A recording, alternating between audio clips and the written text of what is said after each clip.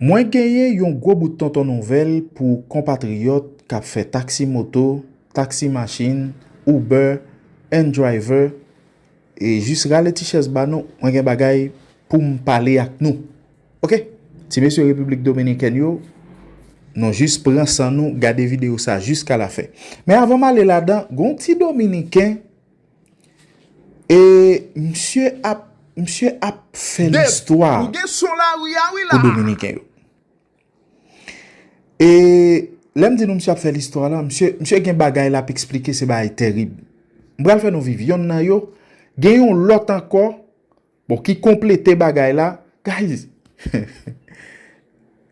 finalman, yo an espanyol, mbral ki te otan de yo an espanyol, mame ap fon rezume pou, moun ki tan de espanyol yo, yap tande, yap soumen yo.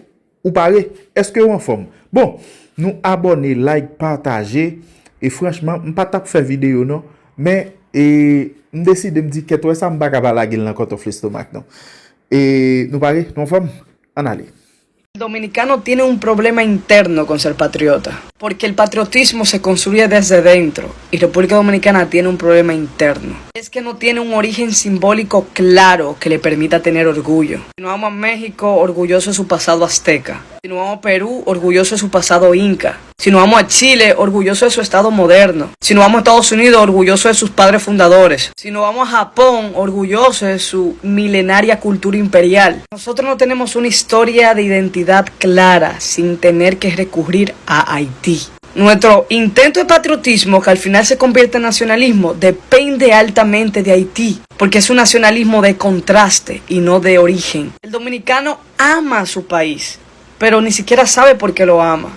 ¿Por qué? Porque a lo largo de la historia se le ha enseñado al dominicano a amar a su país porque no es haitiano. No tenemos una línea de origen estable sin recurrir a Haití, y eso es un problema, porque dependemos intrínsecamente del origen haitiano para poder sentir orgullo de ser dominicanos. Cualquier persona va a mencionar la independencia, pero bro, es que la independencia no fue una guerra. La independencia no fue una guerrilla. La independencia no fue un grupo revolucionario como la gente que mató a Trujillo. La independencia fue un movimiento económico impulsado por élites económicas que vivían en el país, que no querían pagar impuestos al gobierno haitiano. La independencia de nuestro país fue por motivo económico, no fue por un motivo patriótico. ¿Que se intentó crear una narrativa patriótica? Claro que sí, muy importante, pero lo hicieron desde el contraste haitiano. Y eso en sí mismo es muy, pero muy problemático. Nuestro nacionalismo se ve como un nacionalismo a la defensiva, porque nace de una reacción, no de un origen, no de una emoción. Si no es como yo digo, entonces pongan a una persona con un poquito de aire político y denle un discurso anti-haitiano,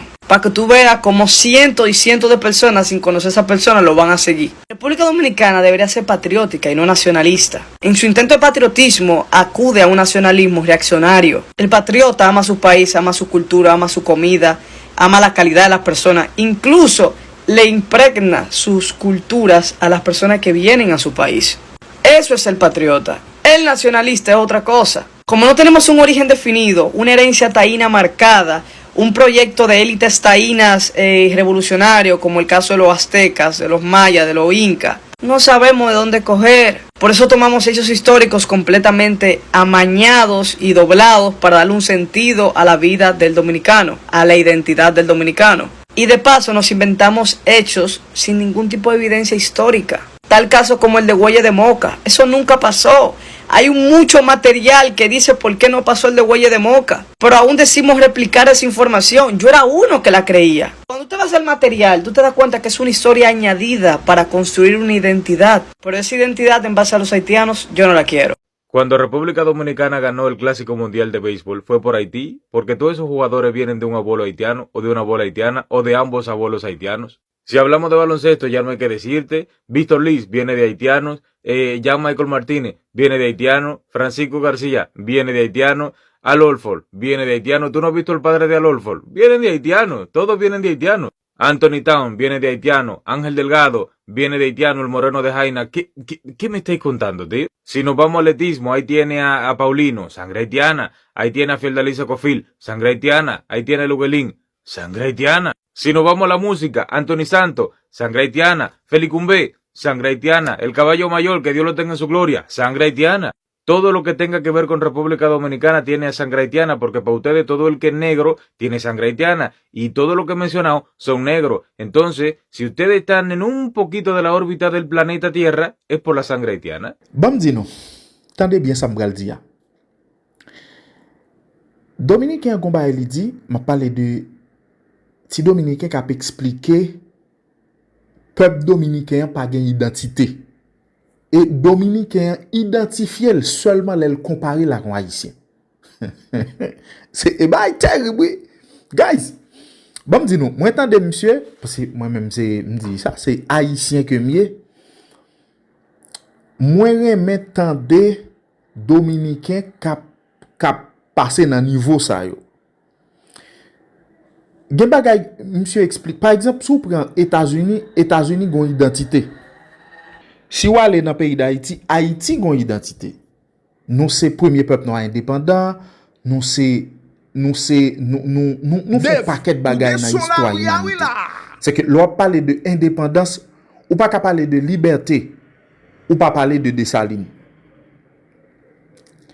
Est-ce que nous connaissons tout gros général Juan Pablo Duarte, Ramon Media, tout monsieur ça c'était général dans l'armée haïtienne. Ou te konti pati ça? Gen bagay m'attendé. Moi gen tendance et gen bagay faut refaire dans histoire non même dans pays d'Haïti. Parce que histoire nous a trop gros nèg et pour comme si nous li banal comme ça. Gon l'autre bagay encore, c'est majorité dirigeants dominicains pour rive jodi à la 98% dominicains, 98, nous entendez dans qui niveau malé, 98 gen racine yo haïtien. Pour yo bafre, yo montré que racine yo c'est espagnol. Dossier ba espagnol là, li vini juste après 1914. Et li prend en dimension gros nèg avec Trujillo. Mais en pile président qui passe République Dominicaine, c'est président haïtien, c'est petit haïtien ou bien haïtien qui fait en Haïti et yon a yo c'est Ulysse. C'est pour me dire nous tout simplement réalité que nous devons connaître, c'est République Dominicaine, c'est l'île d'Haïti divisée en deux républiques. La République d'Haïti et la République Dominicaine. Ça, c'est yon. Même Hippolyte Omehi a dit 98%. 98% dominicains d'origine haïtienne. A dit tout jon viril pour dominicain li gagne poids pour dominicain li gagne valeur que l'a cherché li obligé comparer avec yon haïtien. Et pour République Dominicaine sentir la fait progrès, li besoin sentir plus haut que Haïti. Cela veut dire que la valeur de la République Dominicaine dépend totalement d'Haïti. On a le dossier monsieur qui a fait trafic yo, chauffeur yo, moto, machine, monsieur Uber yo, tandis ça. Buenas tardes, presidente. El proyecto de modernización y prevención del tema del transporte es interesante. Yo quiero preguntarle a las autoridades que tienen que ver con eso, si han contemplado qué van a hacer, no con los motoconchistas en términos generales, es con un 30% de motoconchistas haitianos, algunos con permiso de trabajo vencido y otros sin identificación. Y lo mismo ocurre con el sistema de transporte de taxi, Uber y de toda naturaleza. Podemos mencionarle todos los supermercados de la avenida Luperón del Distrito Nacional. El 90% de los motoconchistas son haitianos. Todos los supermercados de la avenida Charles de Gaulle, el 90% de los motoconchistas son haitianos. Todos los supermercados y los centros comerciales de la avenida San Vicente de Paúl, Todos son motoconchistas, el 90% haitianos y los taxistas también. Y en la Jacobo Magluta es donde hay más. Si se ha pensado en una particularidad por la característica de indocumentados, de ilegales o de la naturaleza que sea, que significa la presencia de esa gente que hacen el mismo labor que hacen miles y miles de dominicanos. Gracias, presidente. Bueno, la superior, a Farid, la superior jerárquica que no está aquí, el general Lee Ballester. Gracias, presidente. Dos cosas. Una, la Dirección General de Impuestos Internos, en cuanto al tema de motociclistas, está elaborando un registro para todas las motocicletas del país y poder tener una mayor rigurosidad en cuanto a los chasis, las personas que figuran como compradores de estas motocicletas. Eso se está trabajando en combinación con el Entran, con la DGC y con todas las autoridades. En lo que tiene que ver con los ciudadanos de nacionalidad haitiana o de cualquier otra nacionalidad, la Dirección General de Migración, como ustedes saben, está realizando las intervenciones del lugar para determinar la irregularidad de cualquier ciudadano en el territorio nacional y proceder a la deportación tal y como se ha aprobado en el Consejo de Seguridad Nacional por disposición del presidente de la República. Mwen gen lontan map explike compatriot yo e permis de conduire Haïti yo bay li lo rentre avec les Républiques Dominicaines ou gen pour 90 jours. Après 90 jours, sou ta fon accident là, wap gen gros problème. OK? Wap genyen gros problème. Et son situation non besoin penser à ça. Et en pile compatriote tout k'ap fait taxi, qui nan driver, qui nan branche transport, moi di nou gen on levé campé gen pour faire compte non. Il pas piti. Ba m'explique non pour qui ça. Majorité dominicain yo pa remen travail construction ni agriculture. Yo remen fait taxi moto. A dit le plus facile pour nèg là, li juste prend moto, li prend la ria là, le fait taxi et puis si ça l'a fait al fait, l'acheton vieux moto là, le dégager parce que on dit ça de nature son groupe monde qui très paresseux. A dit travaux qui durent yo pas vle faire yo. Sorry si nous t'attendez ti son guys parce que m'obligé faire vidéo à bon non, moi pas dans position. Et ben nous prend précaution parce que si nous lever moun yo gen problème, ouais, pour ban nous permiso de trabajo, tendez bien ça m'a dit, pour ban nous permiso de trabajo et gen un pile dominicain qui contre ça parce que yo dit les yo ban nous permis travail et nous pas prêter dans secteur yo ban nous là parce que nous assez intelligent, ces situations qui maintenir nous, qui kembe nous dans ces de espace. Yo connaît ça.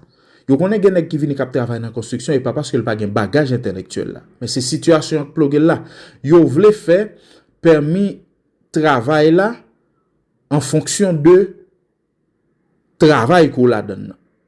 Ça veut dire pour pas quitter une branche, pour pas quitter ton secteur ou non l'autre secteur. Nous comprenons? C'est pour me dire nous tout simplement réalité a c'est ça lié.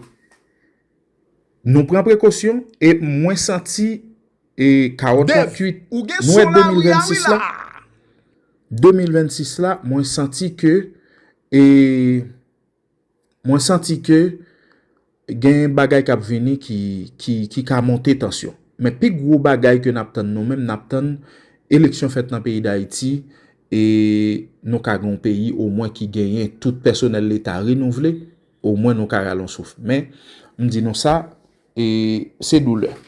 Moi gen pour me venir avec une vidéo, moi crois que m'a venir avec vidéo ça demain matin et semaine k'ap venir nous gan pile bagay pour nous parler, rete branché et l'absou permiso de trabajo et permiso de negocio, rete branché. Parce que nous pas venir avec les demain si Dieu veut tout parce que c'est dimanche et je pense que lundi mais nous mettons et bientôt sous peu n'a venir avec ça pour.